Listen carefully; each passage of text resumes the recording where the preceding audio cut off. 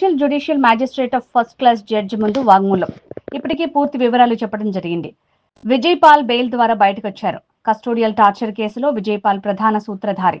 పోలీసులపై పూర్తి నమ్మకం ఉంది. కేసు సజావుగానే సాగుతోంది. ఒక ఎంపీగా ఉన్న వ్యక్తిపై జరిగిన దాడిని చూస్తే సామాన్యుడి పరిస్థితి ఎలా ఉండేదో. ప్రభుత్వ ఆసుపత్రి సూపరింటెండెంట్ ప్రభావతి తారుమారు చేసిన విషయం వాస్తవం. ప్రభావతి అనేక రకాలుగా కేసులను తప్పుదోవ పట్టించి తీవ్ర ఇబ్బందులు పెట్టిన మాట వాస్తవం కాదా? ప్రభావతి రాజకీయ ప్రలోభాలకు లొంగిపోయింది. సుప్రీంకోర్టులో త్వరలోనే దీనిపై విచారణ కొనసాగుతుంది. 164 స్టేట్మెంట్ ఇవ్వడానికి వచ్చా 3 గంటల 30 నిమిషాల నుంచి ఆల్మోస్ట్ 5 నిమిషాలు తక్కువ 7 వరకు ఆ స్టేట్మెంట్ ఇవ్వడం జరిగింది. ఆ తర్వాత ఇంకా సంతకాలు, ఇంకా ఆ కార్యక్రమాలకు ఇంకో పావుగంట మొత్తం మీద ఏముంది, మీ దగ్గర నుంచి వెళ్ళాను వచ్చాను. సో డీటెయిల్డ్గా జరిగిందంతా చెప్పాలి కాబట్టి, మళ్ళీ హ్యాండ్ రిటర్న్ రాయాలి కాబట్టి చాలా అనుకున్న దాని మీద కొంచెం ఎక్కువ సమయం పట్టింది. ఈలోపు పాల్కి బెయిల్ వచ్చిందంట కదా, ఇవాళ వెళ్ళిపోతున్నాడా రేపా? లేదు ఇప్పుడు నేను చూసే మనం ఎవరో పర్మిషన్ ఇవ్వడానికి. కాకపోతే ఏంటంటే అతను నోరెప్పలా. ఇప్పుడు దాకా సునీల్ కుమార్ గారు బయట ఉన్నాడు, నీకెందుకని అభయం ఇస్తాడు ఎప్పలా. ఇప్పుడు సునీల్ కుమారు ఇద్దరు బయట ఉన్నారు. సో చూడాలి, కొంచెం ఆలస్యం అవ్వచ్చు. బట్ ఏవైనా అంతిమ విజయం నాకైతే పూర్తిగా పోలీసు వ్యవస్థ మీద, అంటే ఇప్పటి పోలీసు వ్యవస్థ మీద, న్యాయ వ్యవస్థ మీద నమ్మకం ఉంది. సో ఖచ్చితంగా ఇంకో 10 రోజులు ఆలస్యమైనప్పటికీ కూడా డెఫినెట్గా నిందితులు శిక్షించబడతారు. విజయపాల్ మెయిన్ ఫెలో, ఐఓ, అతని సమక్షంలోనే అన్నీ జరిగినాయి. అందరికీ తెలుసు, జరిగింది ఏంటో తెలుసు. కానీ మరి చట్టానికి సాక్షుల వివరాలు కావాలి కాబట్టి కొంత ఆలస్యం అవ్వచ్చు. డెఫినెట్గా రాబోయే రోజుల్లో ఇంకా చాలామందిని పిలిచి ఎంక్వైరీ చేసే అవకాశం ఉంది. ఎందుకంటే కొన్ని రిమాండ్ రిపోర్ట్లు మేము చూస్తాం కదా కోర్టులో. నేను కూడా ఇంప్లీడ్ అయ్యాను కాబట్టి చూసిన వీటి ప్రకారం, కేసు డైరీల ప్రకారం డెఫినెట్గా కేసు ఒక కొలిక్కి నేను అనుకున్నంత స్పీడ్గా కాకపోయినా త్వరితగతినే వస్తుంది. అందులో ఎటువంటి అనుమానం లేదు. ఏమీ కనపడతల్లా. కేసు డెఫినెట్గా నేను నీరు కారణం సీలేసేస్తా. అంచేత ఎటువంటి ఇబ్బంది లేదు, వదిలేదే లేదు. ఎందుకంటే అన్ని వివరాలు మాకు తెలుసు కాబట్టి ఎవడు ఏం చేయలేడు.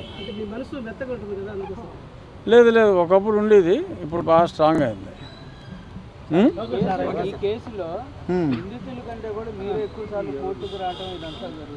అంటే పర్సువేషను. ఎందుకంటే నేను వదలను ప్రతిదీ కూడా. నా ప్యారలల్ ఇన్వెస్టిగేషన్ కూడా నేను చేసుకుంటున్నాను. సో నా ప్యారలల్ ఇన్వెస్టిగేషన్ అంతా కూడా నేను కూడా పట్టుదలగా చేస్తాను కాబట్టి నేను 164 స్టేట్మెంట్ ఇవ్వకపోయినా ఇబ్బంది లేదు. అయినా సరే నేను పట్టుదలగా వచ్చి 4-4.5 గంటల పాటు ఇక్కడ కూర్చుని ఓపికగా ఇస్తున్నాను. అంటే ఈ కేసుని వదిలే ప్రసక్తి లేదు. ఒక ఎంపీగా ఉన్న వ్యక్తిని ఇంత దారుణంగా కొడితే అతనికే న్యాయం చేసుకోలేకపోతే వ్యవస్థల మీద ప్రజలకు అనుమానాలు వస్తాయి. వ్యవస్థల్ని ప్రజలు అసహించుకునే పరిస్థితి వస్తుంది. సో కాబట్టి నేను దీన్ని ప్రెస్టీజియస్గా తీసుకుని ఇంత పోరాటం చేయవలసి వస్తుంది. డెఫినెట్గా మీరు అన్నట్టు ఇది నేను కాకపోతే అసలు ఏమి ఉండేది కాదు. అసలు అప్పుడే లేపేసి ఉండేవారేమో కూడా తెలియదు. చాలా ట్రై చేశారు, ఫెయిల్ అయ్యారు.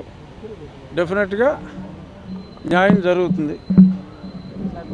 మీరేమో విచారణకు సంబంధించి స్టేట్మెంట్ రికార్డ్ కోసం ప్రభావతి గారు వాళ్ళ హస్బెండ్ కూడా సేమ్ ఈ కోర్టు దగ్గరికి వచ్చి మీడియా వాళ్ళతో చాలా మంది మాట్లాడారు. మా ప్రభావతికి ఏం తెలియదు అన్నాడా? అవార్డులు అవన్నీ మీరు చూశారు కదా, కనీసం ఆ ముందు జరిగినటువంటి స్టేట్మెంట్లు ఆధారాలు ఇన్నున్నా కూడా కావాలని తప్పుదారి పట్టిస్తున్నారని కూడా ఆయన మాట్లాడారు. ప్రభావతి రిపోర్ట్లు మార్చింది అన్నదే నిజమమ్మా. ఆవిడ పేరు ప్రభావతి అన్నది ఎంత నిజమో, ఆవిడ రిపోర్ట్లు మార్చింది అన్నది అంతకన్నా నిజం. అసలు సింపుల్గా ఒకటి చెప్తా, ప్రభావతిని హైకోర్టు వాళ్ళు నన్ను అరెస్ట్ చేసిన మే 14 తీసుకొచ్చి కొట్టారు కదా, 16వ తారీఖు మధ్యాహ్నం 12 గంటలకు రిపోర్ట్ ఇవ్వమన్నారు. 12 గంటలకు రిపోర్ట్ ఇవ్వమంటే ఈ పోలీసు వాడు అప్పుడు దిలీప్ కుమార్ అని ఎవడో ఉన్నాడు, ఎయిడ్స్ వచ్చి వచ్చాడు. ఆ దిలీప్ కుమార్ నన్ను తీసుకెళ్ళి జైల్లో పెట్టి 4:30కి జైల్లో పెడితే నన్ను జైల్లోకి వెళ్ళానని ఎన్ష్యూర్ చేసుకుని ప్రభావతి రిపోర్ట్ రిలీజ్ చేసింది. అప్పుడు కోర్టుకు వెళ్ళింది రిపోర్టు. 12 గంటలకు హైకోర్టు ఇమ్మంటే నన్ను ఇంకొక హాస్పిటల్కి తీసుకెళ్ళమంటే రమేష్ హాస్పిటల్కి తీసుకెళ్లకుండా డైరెక్ట్గా జైల్లో పెట్టి ఆ తర్వాత కోర్టులో రిపోర్ట్ ఇచ్చారు. అప్పుడు కోర్టు నన్ను పిలిపించమన్నారు. పిలిపించమంటే సుధాకర్ రెడ్డి లేదు ఆల్రెడీ జైల్లో ఉన్నాడు, ఇప్పుడు జైలు తలుపులు తెరిచి తీసుకురావడానికి కుదరదు అని అంతా ప్లాన్ చేసిన కుట్ర. ఆ కుట్రలో ప్రభావతి ప్రముఖ పాత్ర వహించిన మాట నిజం. సరే ఎప్పుడో మెడల్ వచ్చింది, ఇవన్నీ ఎలా కుదురుతాయి? మెడల్ వచ్చిన దానికి ఈ రిపోర్ట్లు మార్చిన దానికి సంబంధం ఉంది. అప్పుడు బాగా చదువుకుని ఉండొచ్చు, మెరిట్లో పాస్ అయి ఉండొచ్చు, బట్ దానికి మొగుడు ప్రలోభమా లేకపోతే ఆ మొగుడిని ప్రలోభం చేసిన ఒక ప్రముఖ రాజకీయవేత్త వెనకాల ఎవడున్నాడో మీకు అర్థమైపోద్దిలే. సో ఎవడు వెనకాల ఉండి ఇన్ఫ్లుయెన్స్ చేశాడో తెలుసు, బట్ ఓపెన్గా పేర్లు చెప్తే ఇప్పుడు బాగోదు. బట్ డెఫినెట్గా ప్రభావతి గారు కుమ్మక్కయ్యారన్నది నిజం. రవి గారు మీ దగ్గరికి వచ్చి ఎన్ని చెప్పినా అల్టిమేట్గా నిజం బయటికి రాకపోదు. బట్ రవికి తెలుసు అంతా, ఎందుకంటే చెప్పింది ఆయనే కదా. సార్ ఇన్నాళ్ళు అవుతున్నా కానీ ప్రభావతిని అరెస్ట్ చేయడానికి ఎందుకని ఆలస్యం అవుతుంది అసలు? అంటే సుప్రీంకోర్టులో ఆవిడ బెయిల్ తెచ్చుకుందిగా, పారిపోయిన తర్వాత ఆవిడ వచ్చింది, సుప్రీంకోర్టులో బెయిల్ తెచ్చుకుంది. ఇప్పుడు పిలిచినప్పుడు వెళ్ళాలి, పిలుస్తారు.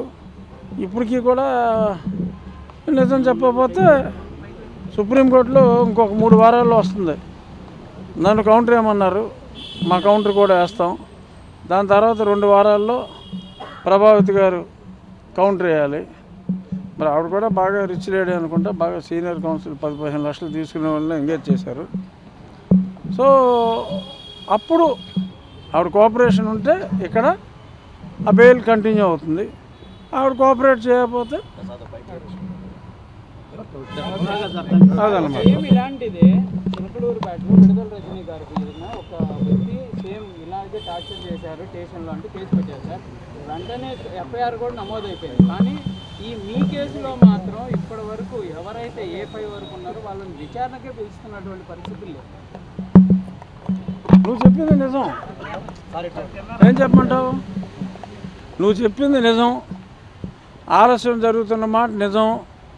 సునీల్ కుమార్ని ఎప్పుడో పిలవాలి, సునీల్ కుమార్ని ఎప్పుడో సస్పెండ్ చేయాలి. అతను పిలవని మాట నిజం, అతన్ని సస్పెన్షన్ చేయని మాట నిజం. ఇవన్నీ నిజాలే. బట్ ఇన్ని నిజాలున్నా నమ్మకం అనేది ఒకటి నన్ను నడిపిస్తుంది. చూద్దాం ఎన్ని రోజులు సస్పెండ్ చేయకుండా ఉంటారు, ఎన్ని రోజులు ఎవడు కాపాడతాడు? ప్రజాస్వామ్యంలో ప్రజలు ఉన్నారు కదా. ఇప్పుడు మీరు ప్రశ్నించినట్టే రేపు ప్రజలు ప్రశ్నిస్తారు కదా. రజనీ మీద కేసు పెట్టిన వాళ్ళకి న్యాయం చేస్తారు, రాజుగారు పెట్టిన వాళ్ళకి న్యాయం చేయరని ప్రజలు అడుగుతారు కదా. వాళ్ళు మీరు అడిగారు, రేపు 100 మంది అడుగుతారు, ఎల్లుండి 1000 మంది అడుగుతారు. ఎంతమందిని ఎన్ని రోజులు కాపాడగలరు ఎవరైనా? బట్ ఎవడు కాపాడుతున్నాడో నాకు తెలియదు. బట్ ఎవడైనా ఎన్ని రోజులు ఎక్కువ రోజులు కాపాడలేరు. సో కాబట్టి డెఫినెట్గా ఇప్పుడు దాకా సోదరుడు అడిగిన మాట నిజం, కానీ అది ఎక్కువ రోజులు జరగదు. అది ఓకే.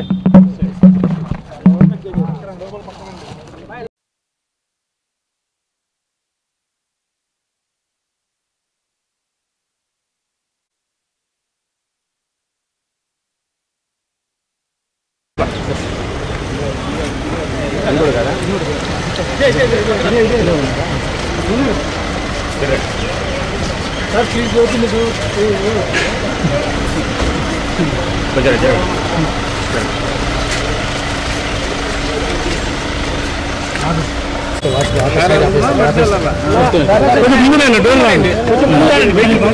కొద్ది ముందు పోయండి, దిగుతారు మీరు కొంచెం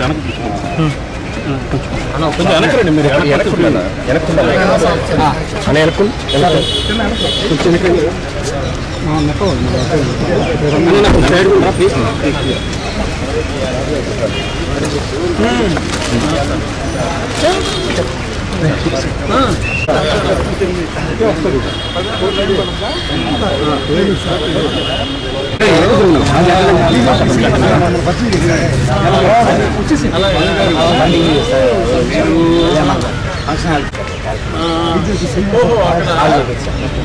గాంధీ చౌదరి ఎక్స్ కార్పొరేటర్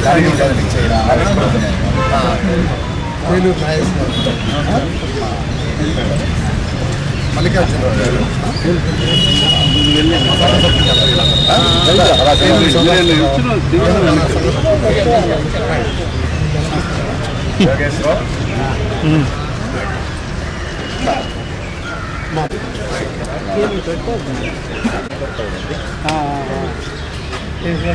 పట్టుకెళ్ళి మీరు ఎక్కడెక్కడ ఉన్నారు